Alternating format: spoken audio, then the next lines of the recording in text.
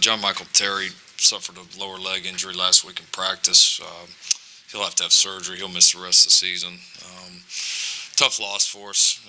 He was playing extremely well.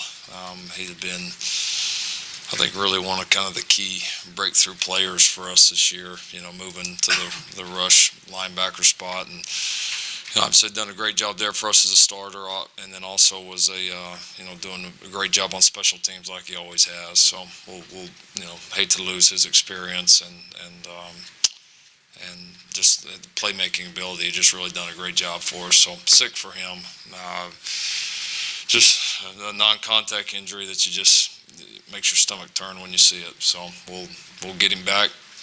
Ready to go for us next year, and he'll still be a big part of what we're doing, especially with those young rush outside linebackers, of continuing to help those guys grow and mentor them. And so excited to get up here to K-State. This is a great place to play. Been there many times throughout the years, and it's definitely one of the best places in this league to go play. Consistent, great atmosphere, passionate fan base. And their football team's playing really well. Obviously, coming off a big win against TCU there at home. It's kind of weird looking at that sideline and not seeing that the old Alamo Bowl white jacket of Coach Snyder down there with the Cortezes as well. And so, yeah, it's kind of strange not seeing them there, but. Coach Klein has done a great job coming in, which we all know his track record at North Dakota State. Obviously, all that he did there, so no shock at all that they're playing very well. They've taken this system well. In some ways, they're certainly different, from what they've done in the past, and then in some ways they're not. And so you still see the toughness and physicality that we've come to expect from K-State. That certainly hasn't changed. But a talented football team, returns a lot of really good pieces. Some really, really good football players. They've played well this year. They've had some huge wins, and some playing certainly well early in a new staff's tenure, which is impressive to see. So it's always a battle when you go to Manhattan. We get that, and so we're excited to get back on the road and go play those guys. Start with Al. Talk about your defensive secondary difference between this year and last year, and who's playing well back there. I think it's kind of like the whole defense. I would say it's been a combination of mentality, scheme. I think our guys technique-wise have gotten better. We've had a little bit of both in that we've had some young players, kind of like Patrick Fields, certainly Turner Yell, Jaden Davis coming on and doing some nice things for us. So some young players that haven't played much or at all that have played well and stepped up, and then some of the older guys or guys that have played some snaps around here, like certainly the two corners, and throw Justin Broyles into that mix, throw Mookie into that mix.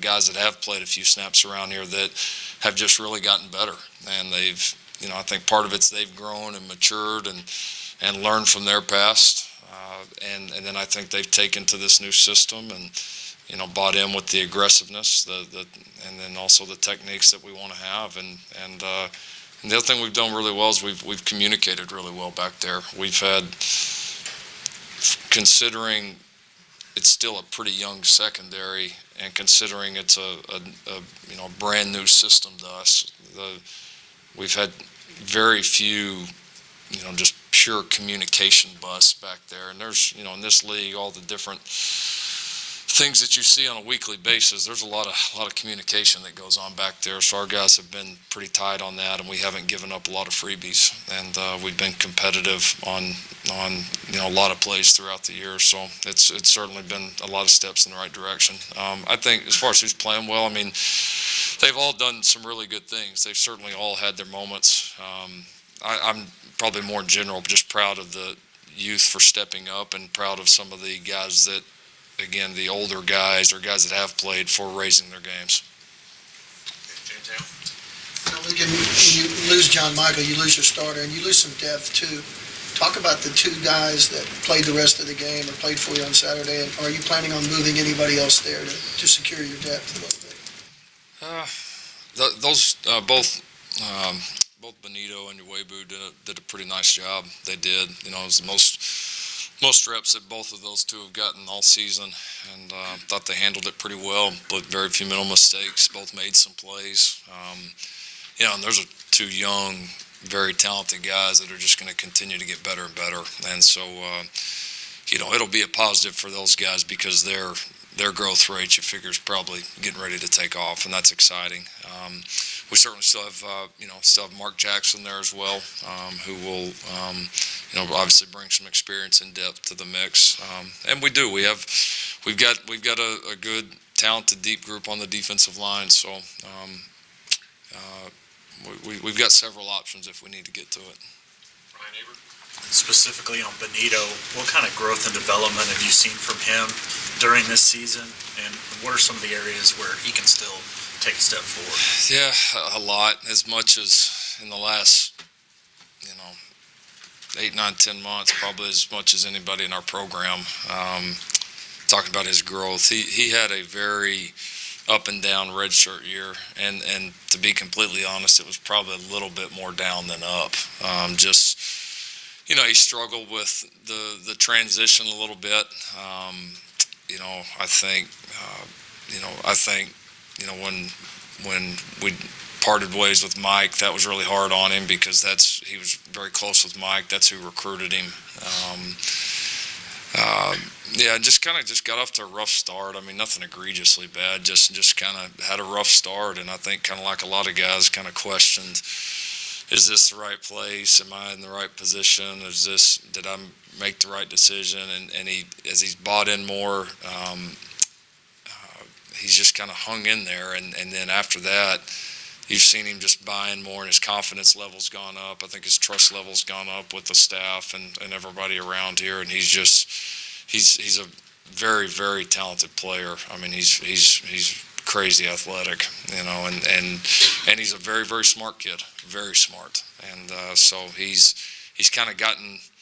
made a lot of moves to try to get past some of that first year stuff, and he's done a good job handling it, and he's really grown up and matured a lot, and his game has improved because of that.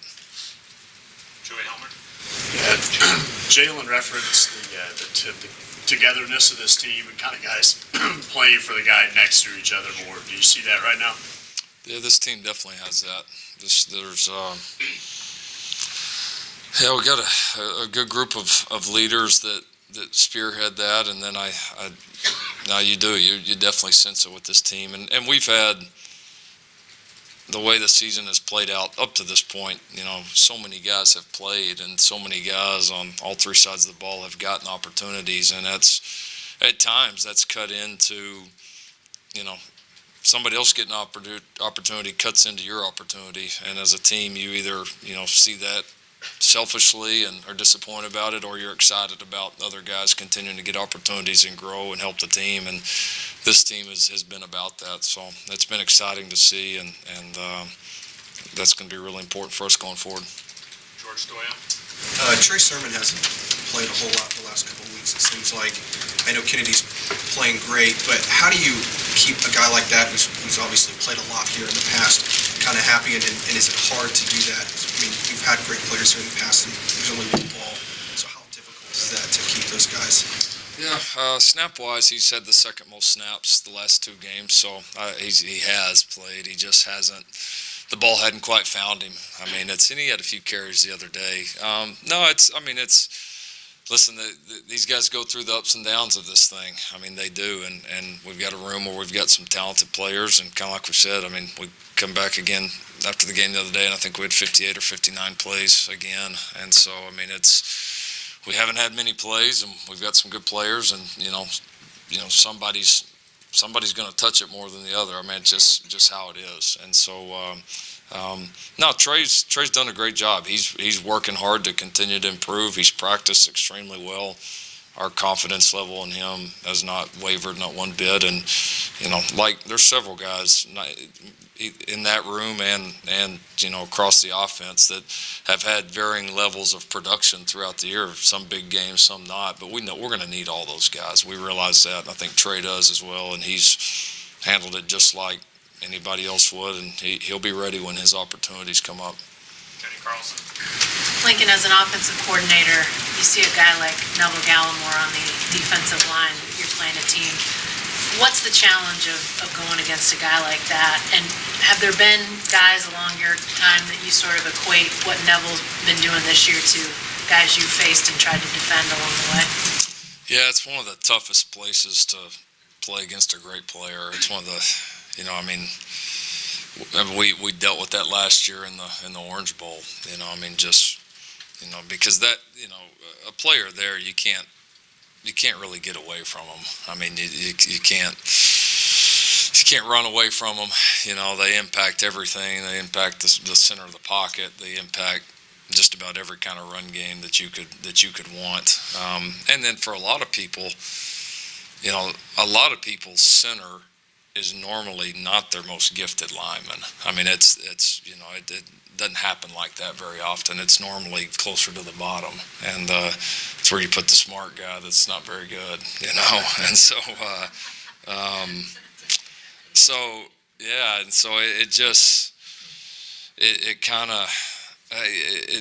it affects everything you do. It does.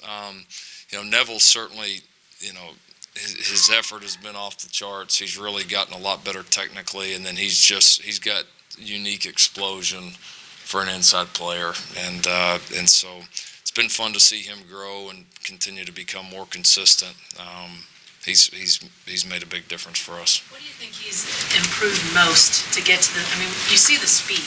That's pretty evident, but what has it been that you've seen him take the biggest steps in? I think the mental approach has been a big part of it for him. I think, there's people think, well, it's interior D lineman. I mean, you either go to the right gap or the left gap. There's a lot to it, and understanding different blocking schemes and where you fit and how to leverage blocks and how to beat different blocks, and then pass rush and movements, and there is a lot to it, and I think he mentally is in a good place. And then I do think a lot of it for him too is this scheme has really put him in a position to make a lot of plays. I mean, it has. It's a scheme that, with his burst and acceleration off the ball, has certainly, when you think of a scheme like this for an inside guy, you think of a guy like Neville. So yeah, it's been a good fit. Jason Kersey. Yeah, Lincoln, following up on what Ryan asked, you when you talk about Nick Benito having a little bit of struggles as a freshman, is that something that happens a lot to guys who are redshirting, and is it more prevalent in guys who are a long ways from home? I would say it happens a lot for any guys. And redshirting is, for a lot of guys, a unique challenge, because most of them have always been the best and have always played and done this or that, and the majority of guys, especially this day and age, when you recruit them, you don't recruit a bunch of guys that you think are going to come in redshirt, and you don't know how it's going to happen, and they for the most part, don't think there's any chance, and so. Yeah, I think all freshmen go through it. Some guys, and we do have so many players here that are from far off, and so I think that is a factor. I think for some of our guys, I think having so many other guys from East Coast, from West Coast, from all over the country, I think helps our guys, because a lot of the older players, a lot of the other players on the team have gone through a very similar thing, and but I think in Nick's case and a lot of our guys, it's just mentally making that transition and all that's asked of you and all that's different in your life now, and it changes just like that, and it's not something you really ease into. I mean, it's a drastic, violent change, and it happens quickly, and life comes at you pretty fast, and so give him credit. He did a great job kind of hanging in there through some of the tougher times, and he's come out stronger. Is that something you can prepare guys for while you're recruiting them, or is that something they just kind of have to learn? You do. You definitely try to prepare them, and especially as you get guys committed and are able to kind of get to that point with them, get past a little bit recruiting them and start preparing them. It's something we try, and it's something that we continually talk about, brainstorm about among our staff is just how can you make that transition easier, and it's obviously changed a bunch now because so many of your guys are coming in midterm, so there's really kind of two different levels of your class, the guys that are coming in midterm, the guys that aren't, and it's totally different. So yeah, you're always trying to make that transition as smooth as possible, but in reality, I mean, it's different for every single kid, and as much as you think you know them in recruiting, and you do develop certainly great relationships and all that, it's not like, I mean, it's like, right, like dating your girlfriend, right? All of a sudden you move in, it's a little bit different deal, and this is kind of the same thing. Yeah, you get to know them, but then all of a sudden they're here every single day, and you're coaching them and demanding all these things. It's a little bit different, too. You liked that comparison, didn't you? That was good. Coach, K-State, they're obviously well coached. You can see that early in the year, and they went down and rolled over SEC, Mississippi State, and looked really, really good, sound and so forth. But then OSU they took care of them. What's the real K-State, and how big a threat are they? Oh, they're definitely a threat. I mean, you first look at what they've done defensively through the year. And they've played extremely well defensively. They've got a very talented front, a couple really good defensive ends, a couple linebackers that we've played against, a couple secondary guys feel like they've been there for forever, and they've really adapted well to this new scheme. I mean, they've been very stingy defensively, and even Oklahoma State, who's pretty high-powered, didn't just go up and down the field against them. So they're very good defensively. Offensively, the quarterback's back, and he really makes them go. He's certainly a dual-threat guy. We've seen him before, and so yeah, they're absolutely a threat. They've had some stretches of some really, really good ball, and they've obviously won some games against some very, very quality opponents, and so. And then you can't, certainly going there is always a challenge. I mean, they tend to play very, very well there and have here for forever. And so there's no question it's going to be a big challenge. Like last week, you're a big favorite again. Now it's kind of the same scenario. Your guys really answered, it seems, the call. Great week of practice and really took it seriously. Just another week of that. Yeah, and this will be a new challenge. This will be different. It's another new coach in the league, but certainly going on the road and then the style of ball that K-State plays is certainly different. And so it's there's going to be some really good football players on that field on both sides, and it'll be a slugfest. John Hoover. The defense, the turnovers have not come for the defense like they wanted. But now you're getting everybody talking about it being disappointing and we got to try harder. At what point does your emphasis become overemphasis? In other words, sometimes you got to play the ball when it's in the air. Sometimes you got to play the man, or sometimes you got to form up and tackle versus ripping the ball out. At what point do the turnovers become a distraction to the fundamentals? Well, you can't let them be that. I mean, our way of coaching it has been identifying the times in games that we feel like we had opportunities to potentially cause a turnover. And some weeks that's different. I mean, it depends on how people are playing you, how they're trying to attack you.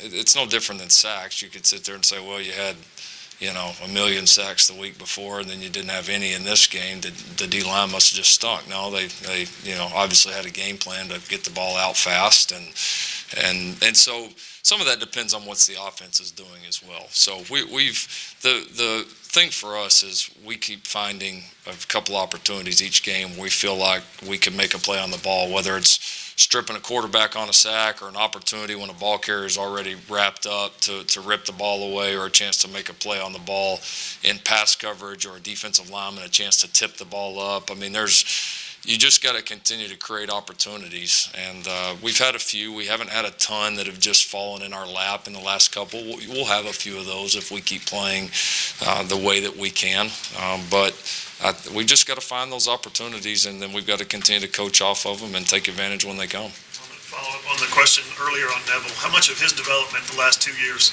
has been because of what he does every day in practice against Creed?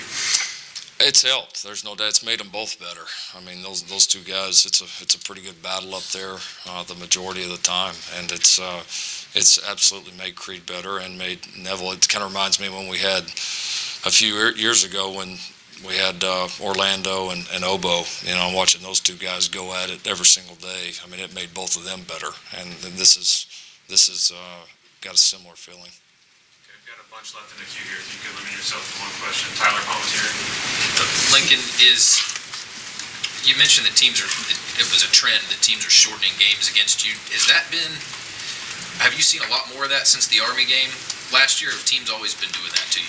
And are you surprised maybe more teams aren't going with a flex bone, trying to take down spread offenses that are tough to go blow for blow with? Yeah, it's been, I'd say, fairly common the last few years. It's hard to say if more after Army or not. I mean, Army's a little bit in its own world, you know, and so, but I do. It's something we've gotten used to seeing here in the last couple of years. Yeah, as far as why teams don't go to it more, you know, there's some challenges in recruiting there.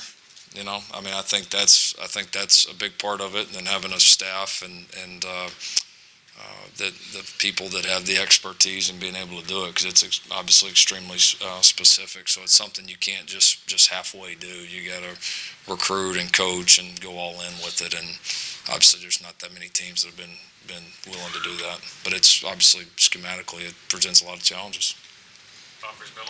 Yeah, Lincoln, when Mookie came here, I think everybody thought he would be this big play, this difference maker guy. But in recent weeks, it seems like doing all the little things right. How is just focusing on doing his job only, sort of making him a much better player? Yeah, I mean, I think a lot of things have helped him. Going through some of the really good and the really bad last year, you know, made a difference. I think as much as you want to tell somebody, sometimes they got to fail first. I mean, they just do.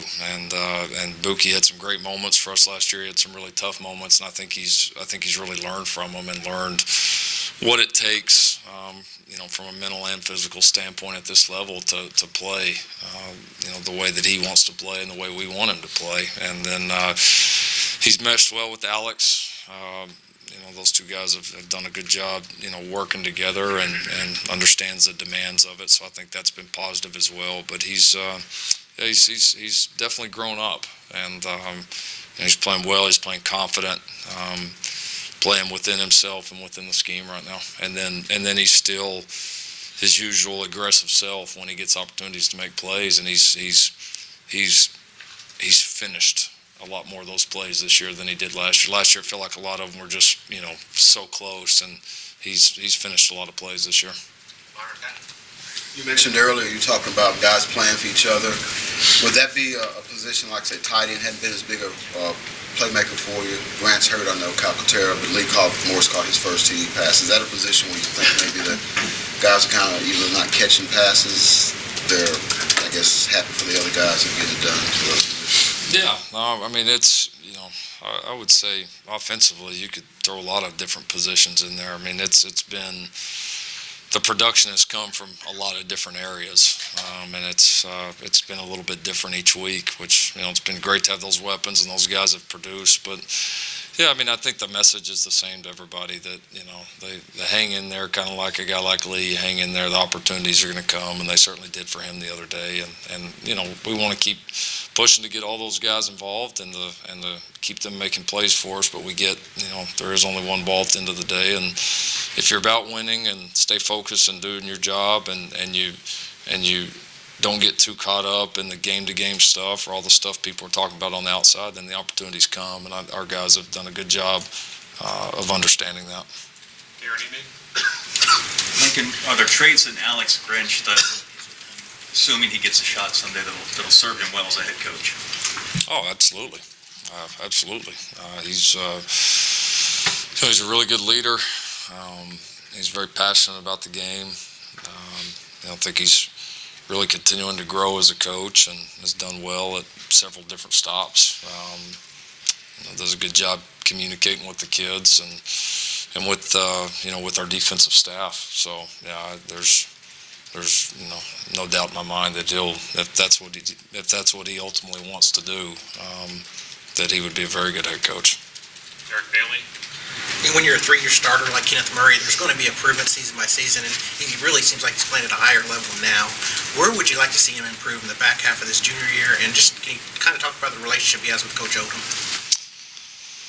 Yeah, no, he is. He's come so far.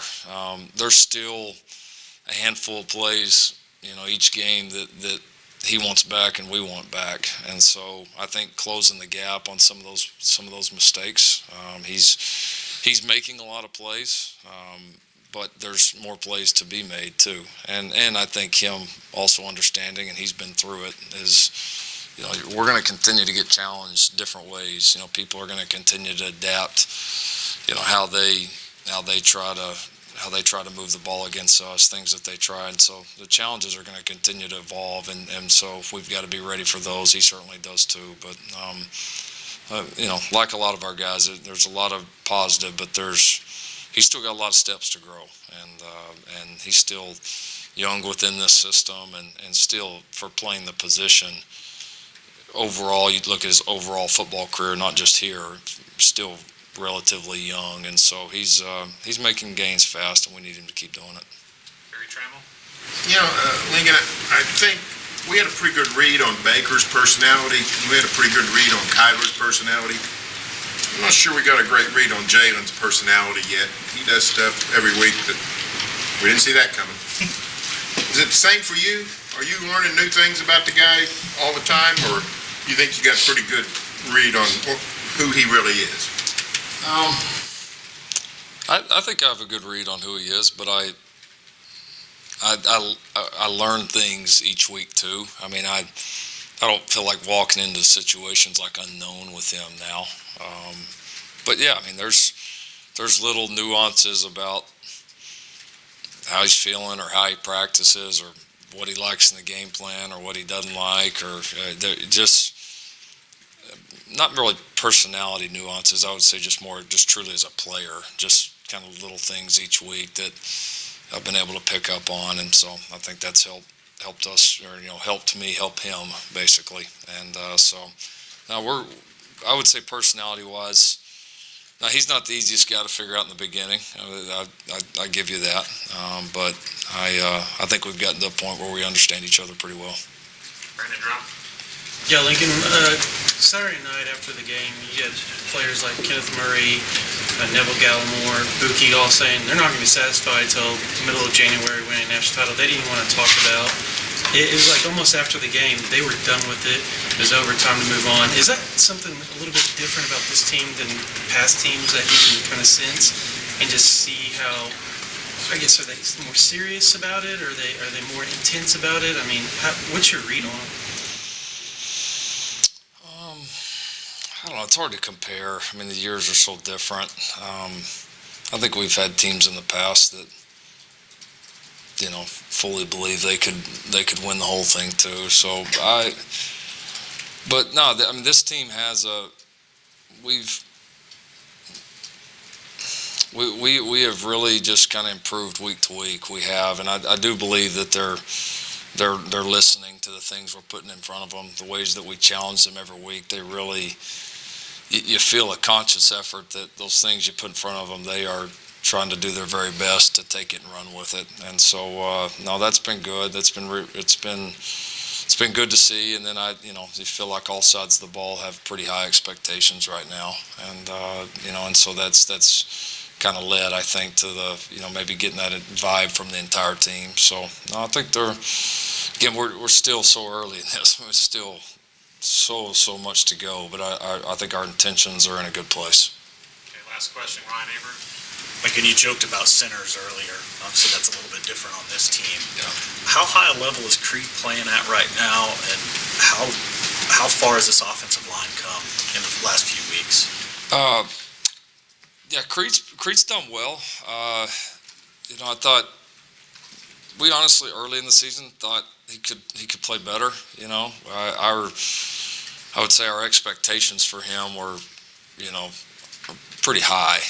So we set the bar pretty high for him, and Bill's done a great job with him, continuing to challenge him because he can play better. I mean, there's no doubt about it. Now his good is, or his okay is still, most people's good. I mean, but he can play better. We're going to need him to continue to play better and improve.